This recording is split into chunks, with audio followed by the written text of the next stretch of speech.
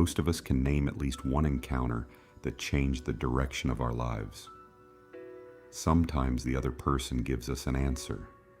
More often, they ask a question we can no longer avoid. Why do certain people see through the identity we have carefully constructed? And what happens when being truly recognized makes it impossible to remain who we were before? This is episode 2 of Rumi, 10 Doors into the Inner Life, the Chemistry of Encounter. In 1244, Shams of Tabriz arrived in Konya. By then, Jalal al-Din Rumi was already a respected Muslim scholar, jurist, preacher, and spiritual teacher. He had students, a family, and an established place within the religious life of the city. Shams was different.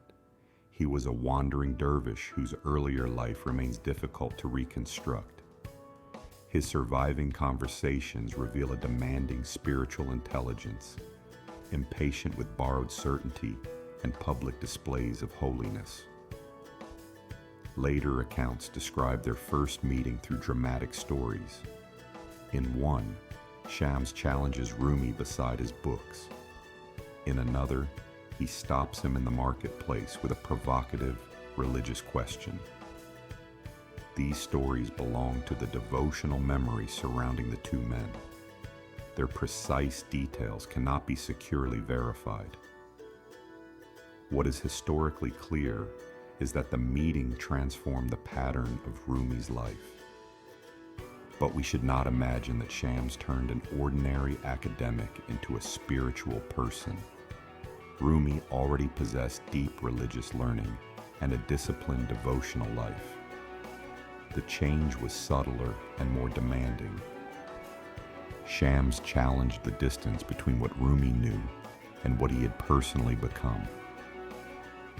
Their companionship drew Rumi away from the safety of public reputation and into sustained conversation, prayer, music, and spiritual attention.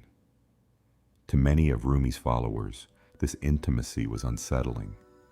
Access to their teacher had changed. Admiration became resentment, and Shams became the focus of suspicion. Shams left Konya, returned, and then disappeared again. The circumstances of his final disappearance remain uncertain. Later traditions offer different explanations, including murder, but the evidence does not permit a confident conclusion. For Rumi, uncertainty did not lessen the loss. He searched for Shams outwardly. Then, gradually, the search moved inward. Rumi's great collection of lyric poetry became known as the Divan of Shams of Tabriz. By placing Shams's name within his poetry, Rumi did more than preserve the memory of an absent friend.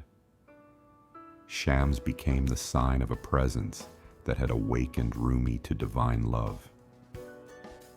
This is one of the deepest mysteries of human encounter. Another person may reveal capacities in us that neither praise nor instruction could reach. They do not create those capacities from nothing. They recognize them, challenge them, and call them into life. Yet transformative relationships are not always comfortable. They can disturb routines, expose vanity, and rearrange our loyalties. The question is not whether every intense relationship should be preserved at any cost. The question is whether we can receive what an encounter reveals without trying to possess the person who revealed it. Think of someone who changed the way you understand yourself. What did that person make visible? What part of that encounter can now become a practice, a more honest prayer, a deeper form of listening, or the courage to release an identity that has grown too small? Rumi's friendship with Shams reminds us that the people who transform us do not always remain beside us. Sometimes their lasting gift is the inner door they helped us open. In the next episode, The Guest House, we will turn from human encounter to the visitors within us: joy, sorrow, fear, and anxiety. What might change if we stop treating every difficult emotion as an intruder? If you would like to continue this 10-part journey, subscribe to the channel, like this video, and turn on notifications for the next episode. Until the next door opens, may the encounters that unsettle you also lead you towards a more truthful life.